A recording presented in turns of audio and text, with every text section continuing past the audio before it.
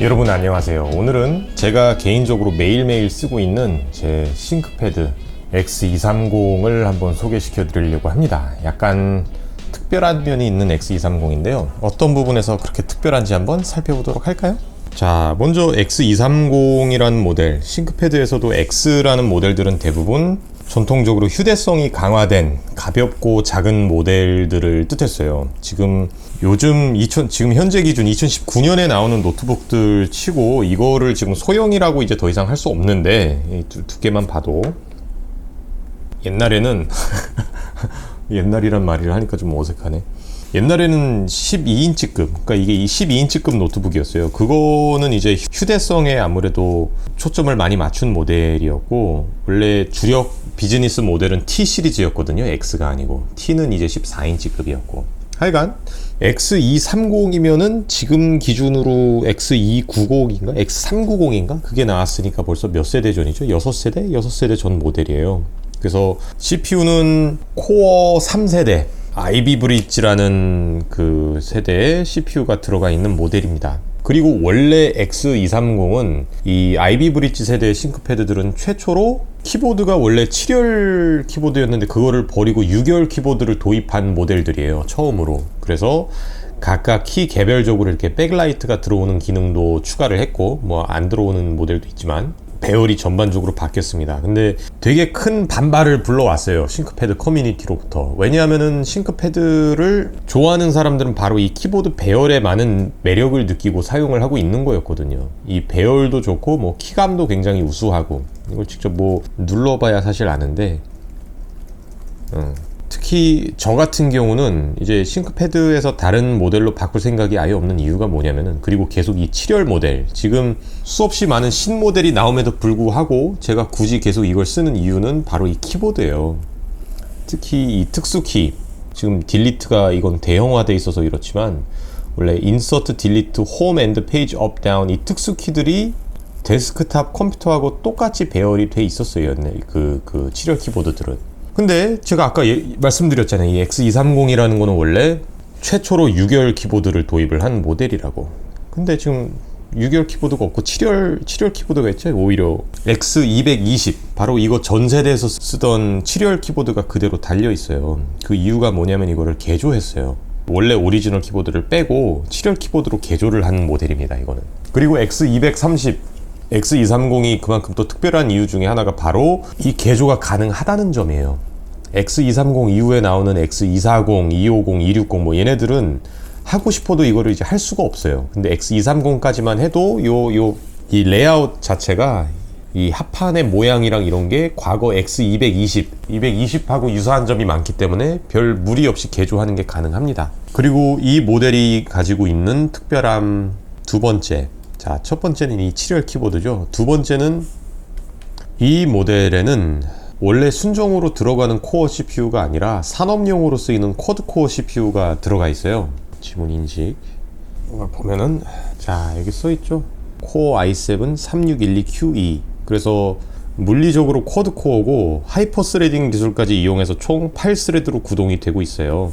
그래서 요즘 나오는 저전력 쿼드코어 모델들 8세대 코어에 비해서도 그냥 이렇게 일반적인 윈도우 작업을 하는 거에 있어서 성능이 부족하다거나 그런 거는 전혀 느낄 수가 없습니다. 물론 굳이 이 쿼드코어가 아니라 그냥 원래 순정으로 들어가는 듀얼 코어, 그리고 그것도 하이퍼 스레딩이 있으니까 이 논리적으로는 4코어로 뜨는데, 걔네들 정도만 해도 그냥 여러분 일상생활에서 하는 작업 정도는 별 무리 없이 돌릴 수 있어요. 성능에 뭐 아쉬움이나 이런 게 없이. 근데 이제 확실히 티가 나는 작업들은 뭐 렌더링을 한다든가 이제 CPU 부하가 많이 걸리는 그런 작업을 하면은 확 티가 나죠.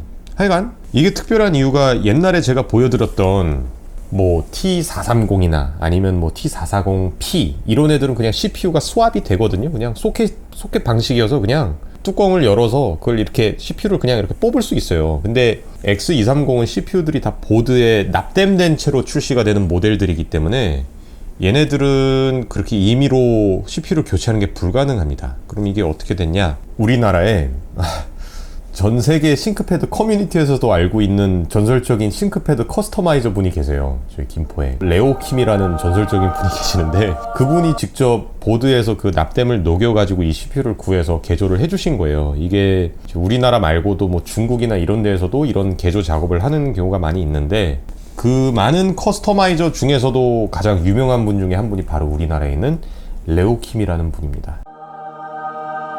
약간 옛날에 뭐 그 영화 킬빌? 그런 거에 나오는 무슨 뭐 핫도리 한조 뭐 이런 거 있죠. 무슨 뭐 명검을 만드는 장인, 약간 그런 느낌이에요. 그래서 이거는 그분이 개조를 해주신 거고, 뭐 일상적인 사용에 전혀 부족함이 없어요. 그리고 마지막으로 특이사항이, 이 화면 베젤을 잘 보면 이게 지금 베젤이 되게 얇아요. 원래 순정 상태가 이렇지가 않습니다. 원래 얘는 12인치이기 때문에 12인치짜리 화면, 이거보다 더 작은 화면이 들어가는데, 이거는 마찬가지로 이거 역시 레오킴님에 의해서 13인치로 개조가 됐어요. 13.3인치인가? 그래서 이 베젤을 이거를 재단해서 이렇게 잘라서 13인치가 들어갈 수 있게 개조를 해서 액정을 13인치로 업그레이드를 했습니다. 그리고 이것도 그냥 단순히 뭐 수압 작업으로 되는 게 아니에요. 막 납땜도 해야 되고 골치 아프긴 한데, 그래서 굉장히 유니크한 싱크패드라고 보시면 돼요. 그냥 외형은 일반 X230하고 다를 게 없지만, 일단 7열 키보드를 갖추고 있고 13인치 스크린도 가지고 있고, CPU는 쿼드코어 CPU를 가지고 있습니다. 그리고 저게 산업용 CPU라 그런지 업무 부하가 걸릴 때 클럭 수를 보면은 이게 그렇게 높이 올라가질 않아요. 그래서 발열도 그렇게 심하지 않고, 이게 쿼드코어임에도 불구하고 그렇게 열을 많이 내는 CPU는 아닙니다. 대신 이 싱글 코어일 때 클럭 수가 좀 모자라겠죠. 2.1이니까 뭐 3GHz까지도 올라가고 뭐 그러는데, 일반 CPU들은. 포트 구성도 한번 볼까요? 좌측에 보면은 이쪽부터 USB, RGB 그 모니터, 그리고 여기는 미니 디스플레이 포트고, 그 옆에 또 USB가 있고, 요 아래 이 토글 스위치 같은 거는 그 요즘 전자기기들 비행기 모드 있잖아요. 그 무선 통신 장치 다 끄는 거, 소프트웨어적으로 구현이 되는 게 아니라 이 하드 스위치가 있어요. 그래서 이거를 꺼버리면은 블루투스랑 무선 랜이 다 꺼집니다. 여기는 익스프레스 카드 슬롯이에요. 이거는 반대쪽에 요 잠깐 요 앞에는 아무것도 없죠. 여기를 보면은 여기 이제 USB가 있고, 노란색이니까 그 Always On Power, 이 충전용으로 쓸 수 있는 거고, 요거는 SD 카드 슬롯이에요. 여기 RJ45 램 포트가 있고, 여기에 헤드셋 포트, 그 4극짜리 마이크랑 헤드폰, 뭐 이어폰이랑 동시에 있는 거를 꽂아서 쓰면 됩니다. 이 자리에 2.5인치짜리 하드디스크가 들어가요. 그리고 이거는 켄싱턴 락, 잠금 장치.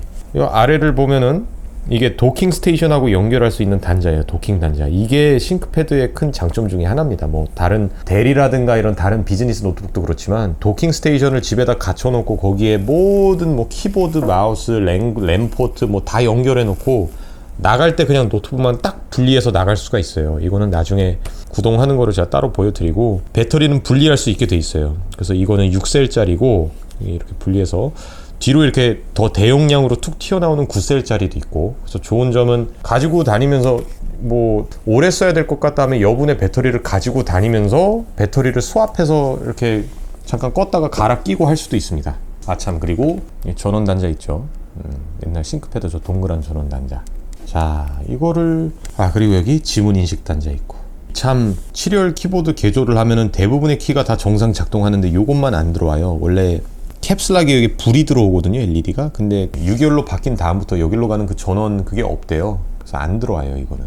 그리고 이거를 사용하면서 제가 애로사항 느끼는 거는, 가끔 이제 영상 편집 같은 거 할 때는 뭐 영상 편집을 해야 되고 이럴 때 보면은 뭐 쿠다, 그 그래픽 가속을 써야 될 때가 있거든요. 근데 얘는 내장 그래픽밖에 없고 그 별도의 외장 그래픽이 존재하지 않아요. 이 모델 자체가 전부 다 그냥 인텔 내장 그래픽만 가지고 있는데, 그런 하드웨어 가속 기능이 없다 보니까 답답할 때가 있어요. 근데 그거에 대해 또 해결책이 사실 이 모델은 없는 게 아니에요. 여기 보면은 아까 이게 있잖아요. 이거 여기 요 익스프레스 카드 슬롯이 있었죠.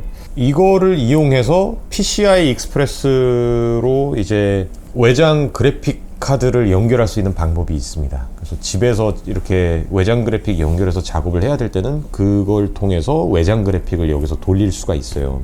뭐 거추장스럽고 약간 번거롭기는 한데, 아예 대안조차 없는 것보다는 그래도 뭐 괜찮죠. 그거를 이제 eGPU라고 하는 그 익스프레스 카드 슬롯을 쓰면은 그래픽 카드가 필요로 하는 모든 대역 극폭을 다 제공을 할 수가 없을 거예요. 그래서 약간 병목은 있지만 그래도 내장 그래픽 쓰는 것보다 훨씬 빠를 겁니다. 제가 아직 그것까지는 안 했는데 제가 또 저기 그 T430을 사무실에 갖다 놓고 쓰고 있거든요. 걔도 똑같이 이 익스프레스 카드 슬롯이 있기 때문에 그런 식으로 외장 그래픽을 구동을 할 수가 있어요. 그리고 T430S 같은 경우는 내장 그래픽 모델들 중에 뒤에 썬더볼트 1세대 썬더볼트 단자가 있는 게 있거든요. 그래서 걔는 그 익스프레스 카드를 이용한 외장 그래픽 말고 그냥 지금 나오고 있는 그 썬더볼트용 외장 eGPU 있잖아요. 그 외장 그래픽도 그걸 그냥 꽂아서 써도 된다고 합니다. 기회가 되면 한번 그것도 구해보고 싶어요. 그것도 똑같이 CPU가 납땜되어서 나오기 때문에 쿼드코어로 이거랑 비슷한 쿼드코어로 개조를 하는 경우가 있거든요. 레오킴님이. 아 그리고 참 이 포트 중에 이것도 있다. 웹캠.